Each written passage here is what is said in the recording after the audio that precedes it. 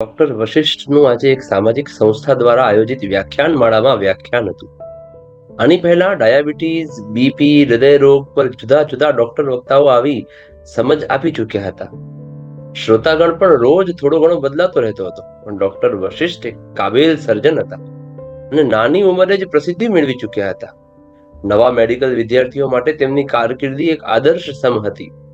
તેથી ઘણા વિદ્યાર્થીઓ પણ આજના વ્યાખ્યાન માટે આવ્યા હતા. એમની પ્રતિભા પણ એક યુવા ડોક્ટરને અનુરૂપ હતી. સારું ચુસ્ત શરીર સૌષ્ઠવ, સ્પષ્ટ આંખોમાં જોઈ વાત કરવાની છટા, ઔપચારિકતા બાદ એમણે પ્રશ્નો રૂપે વાત શરૂ કરી. એક શ્રોતાને ઓપરેશનની સફળતાના પરિબળો વિશે પૂછ્યું.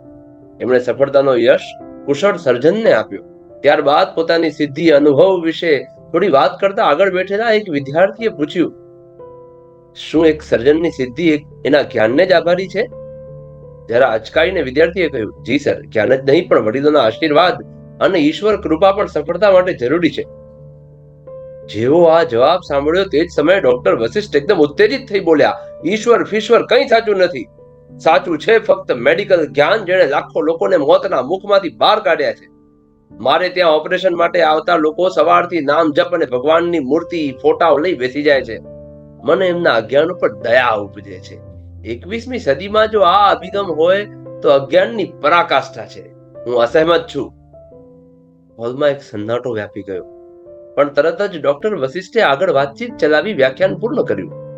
તેઓ ત્યાંથી પોતાના ક્લિનિક જઈ રાતે ઘેર આવ્યા. એકલા હોવાથી જાતે જ ખાવાનું પીરસી જમી રહ્યા હતા ત્યારે અચાનક એમને પેટ ભરાઈ ગયું હોવાનું લાગ્યું. ઘણું ખાવાનું વધી પડ્યું હોવાથી એમણે ડબ્બામાં ભરી નીચે કોઈને આપી આવવાનું નક્કી કર્યું. ડબ્બો થેલીમાં નાખી ઘરેથી લિફ્ટમાં જવા નીકળ્યા તો લિફ્ટમેને જયરામજી કી કહ્યું. તો આગલે માળે લિફ્ટમાં આવનાર ગૃહસ્થે લિફ્ટના ગણપતિને શોર્ટકટમાં કપાળ, આંખ, હોઠ અને ગળે હાથ લગાવી નમન કર્યું. ડોક્ટર વશિષ્ઠને આ બધું જ નકામું લાગી રહ્યું. એમને સવારનું પોતાનું વ્યાખ્યાન યાદ આવ્યું. એમની બુદ્ધિ એમને વિજ્ઞાન અને મેડિકલ સિવાય કશું સ્વીકારવા દેતી નહોતી. આમે ઈશ્વર ફીશ્વર કંઈ સાચું નથી. સાચું છે ફક્ત મેડિકલ જ્ઞાન, જેણે લાખો લોકોને મોતના મુખમાંથી બહાર કાઢ્યા છે. આ એમનું પ્રિય વાક્ય હતું. કોઈ પણ પરિચર્યા કે પરિસંવાદમાં તેઓ ખૂબ ભાર દઈને વાક્ય બોલતા જ. એટલામાં લિફ્ટ નીચે પહોંચી અને એમણે એપાર્ટમેન્ટની બહાર નીકળી આણેલ અન્ન પદાર્થને આપવા આસપાસ નજર ફેરવવા માંડી.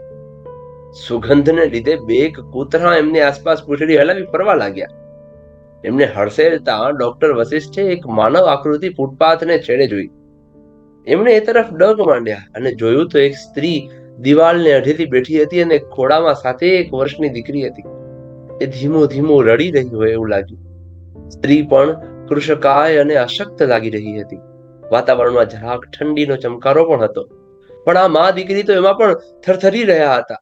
ડોક્ટર વશિષ્ઠે આણેલું વધારું ખાવાનું આ બંનેને આપી પૂંછ ફેરવી ત્યાં કાને શબ્દો પડ્યા, જો ધનકી, હું કહેતી હતી ને કે શિવ શંભુ આપણને ભૂખ્યા નહીં સુવા દે. હાલ આલે, પેટ ભરીને ખાઈ લે. એટલું દીધું છે આ વાલાએ. આ કૂતરાએ બેઉ ભૂખ્યા છે, હો, એને દેશું. વળી પાછો ભગવાન!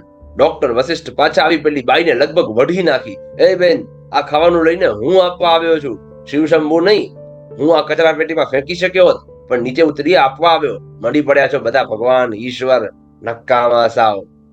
પેલી બાઈ તો જરાક હચમચી ગઈ, પણ એણે દીકરીને નજીક લેતા કહ્યું કે હા સાહેબ, આપવા તો તમે જ આવ્યા, પણ તમને એવું સુજાડ્યું કોણે? મારા શિવશંભુએ જ. તમે કદી એમને નંદી પર બેસી અહીં પૃથ્વી પર જોયા છે? એ તો તમારા જેવાના થકી અમને પોષે છે. મારા માટે તો તમે શિવશંભુ જ છો, જેણે મારી દીકરીની 2 ટંકની ભૂખ ભાંગી. કાલે રાતે 2 પાઉને ચા પીધી હતી. આ તમે 24 કલાકે આવ્યા જ ને? ઈશ્વરને તો આપણે ખોટી જગ્યાએ શોધીએ છીએ, બાકી એ તો દરેક સારું કાર્ય કરનાર માનવ રૂપે હાજરા હજુર છે. તમારી જેમ સાહેબ, તમે પણ શિવશંભુ જ છો, અમારી ભૂખ ભાંગનારા. એક માના આશીર્વાદ છે તમને. તમારું સદા કલ્યાણ થાય. ડોક્ટર વશિષ્ઠ તો આ ફૂટપાથ પર બેઠેલી બાઈનું તત્વજ્ઞાન સાંભળી છકચ થઈ ગયા. કેટલી મોટી વાત શીખવી ગઈ આ ભૂખી સ્ત્રી. ઈશ્વરના ન હોવા વિશે તીવ્ર દલીલ કરતા મને આ દ્રષ્ટિકોણ કેમ ના સમજાયો? સત્કર્મ કરનાર દરેક વ્યક્તિ ઈશ્વરનો અંશ છે, કારણ સત્કર્મ એટલે જ ઈશ્વર. આ વાત મેં કદી ન વિચારી. ઈશ્વર પર વિશ્વાસ હોવો એટલે આપણી આસપાસ સત્કર્મ કરનાર માનવોની હાજરી હોવી, જે થકી સારી પરિસ્થિતિનું નિર્માણ થશે એવી ખાતરી. ઓહ, આવું મેં કદી કેમ ન વિચાર્યું. પાછા વળતા ડોક્ટર વશિષ્ઠથી સહજ પાછું વળી જોવાઈ ગયું તો મા દીકરી પ્રેમથી એકબીજાને આગ્રહથી જમાડી રહ્યા હતા અને એમના ચહેરા પર એક પરિતોષથી ચમકી રહ્યા હતા. પેલા બે કૂતરા પણ શાંતિથી બાજુમાં બેસી જોઈ રહ્યા હતા. એ જોઈને એમની આંખોમાં જળજળી આવી ગયા અને અનાયાસ એમનાથી આકાશ તરફ હાથ જોડાઈ ગયા.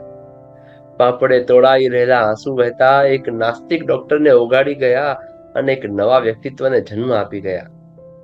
ક્યાંક ગીત વાગી રહ્યું હતું, જોગ કરો ને ભલે જગન કરાવો, પ્રભુ નથી હોમ હવનમાં, હારે હરિ વસે હરિના જન્મા, હારે તમે શું કરશો જઈ વનમાં રે, હરિ વસે હરિના જન્મા.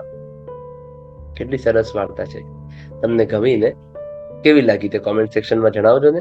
અને હા, વિડીયોને લાઈક કરી ચેનલને સબસ્ક્રાઇબ કરવાનું ભૂલશો નહીં. ધન્યવાદ. જય શ્રી કૃષ્ણ.